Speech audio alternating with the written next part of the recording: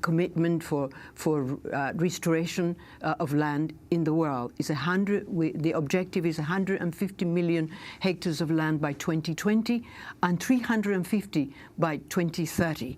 So what is the difference between reforestation and restoration? Is that restoration includes and is and works together with communities, and it is to improve the livelihood, to improve security, to improve water, to improve. So each one of those communities and those different countries will have a say as to it is. And what we did is that in Brazil at the Rio +20, we had 20 million hectares that were pledged. Among those were 15 by the US, and President Obama spoke about it in his speech yesterday.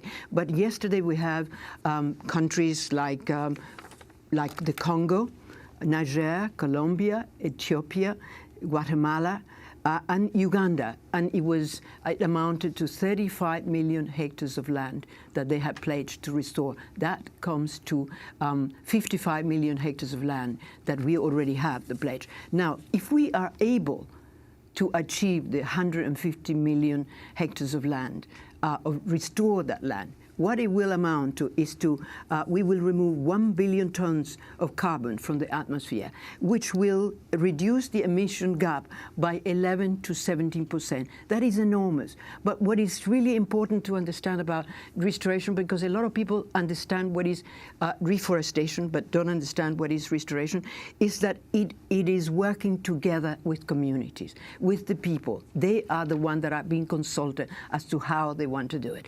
And you were asking about, for example, Brazil, even though the government has not done, that is in the Rio +20 we had the Mata Atlântica of Brazil that made a pledge, and it is a combination of government, business, and private sector. So it's not only governments that can make a pledge. You can have a pledge as well by landowners and by business and people who are owners of land.